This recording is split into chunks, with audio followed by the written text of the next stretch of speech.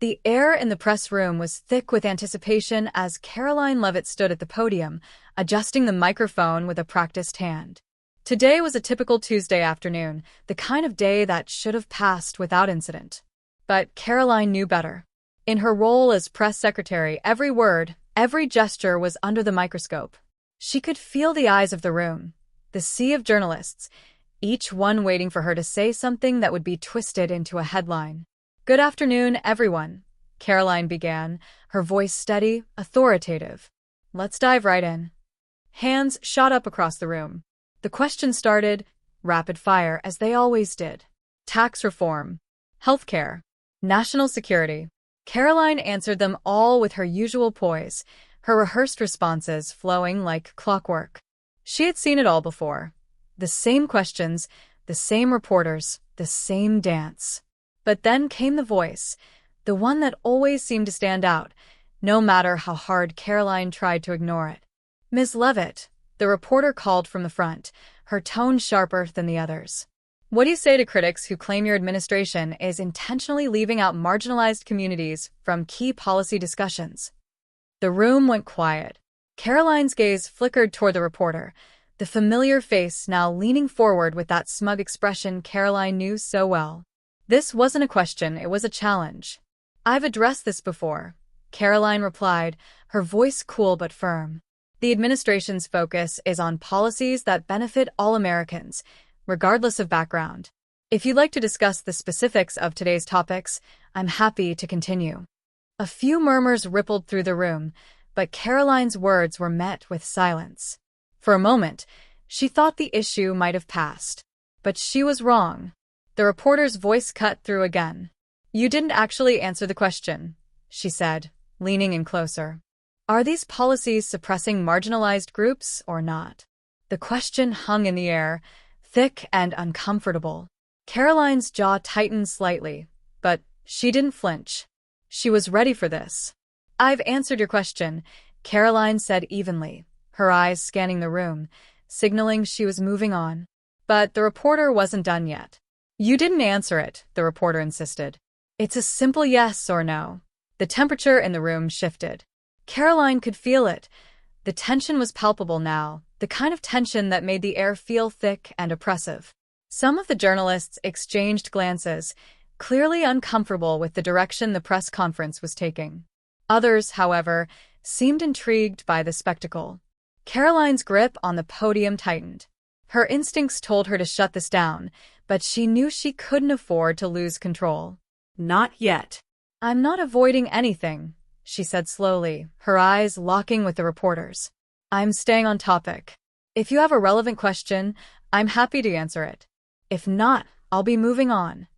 The room shifted again, uneasy, on edge. The reporter wasn't backing down. She leaned in closer to the microphone, a quiet smirk playing at the corner of her mouth. "So that's a no comment?" she pressed, her voice almost too sharp. Karoline could feel the weight of the moment. This was no longer a press conference. It was becoming something else, something personal. The entire room was watching, waiting, as if they knew this could escalate at any moment. Karoline exhaled through her nose, controlling the irritation that was bubbling just below the surface. She could see the cameras zooming in, capturing every tiny shift in her expression. They were waiting for her to snap, to lose control. But she wouldn't give them that satisfaction.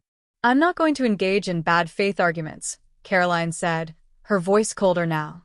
"If you have a new question, I'll answer it. Otherwise, I'll move on." The reporter smirked, not fazed by the response. "So, you're refusing to answer because you can't," she taunted, her voice dripping with challenge. The room went completely silent. Karoline didn't respond immediately. Her eyes flickered toward the security officer standing near the back of the room. The meaning of that glance was clear. If this continued, it was going to get ugly. The reporter saw it too. She shifted in her seat, but her expression didn't change. The smirk remained. Karoline didn't hesitate. She took a step back from the podium, standing tall. "I'll say this one more time," she said, her voice calm but resolute. "If you have a relevant question, I'll answer it. But I'm not going to stand here and engage in theatrics." The reporter's eyes narrowed, and she leaned back in her seat, arms crossed defiantly. "Oh, I see. You're silencing the press." Karoline's expression hardened. She could feel the eyes of the room on her, waiting for her next move. This wasn't just about answering questions anymore. This was about control, the control of the narrative, the control of the room. "I'm not silencing anyone," Karoline said firmly, her tone unwavering. "What you're doing isn't journalism. It's performance art." The reporter's jaw tightened. She wasn't used to being called out like this. The murmurs from the other journalists grew louder. Some seemed to agree with Karoline, others seemed to side with the reporter. It was clear now that the press conference had spiraled into a spectacle. Karoline glanced at the security officer again. This time, he took a step toward the podium, the subtle shift in his posture signaling that the situation was about to escalate. "Last chance," Karoline said, her voice firm. "If you have a relevant question, I'll answer it. Otherwise, I'm done here." The reporter didn't budge. She didn't even flinch. Karoline's gaze didn't waver as the officer approached. The reporter opened her mouth, ready to deliver another challenge. But before she could speak, the security officer stepped forward again, this time directly behind her. The room fell silent. The reporter hesitated for just a moment. Then, with a muttered curse, she stood up, snatched her bag, and walked out of the room.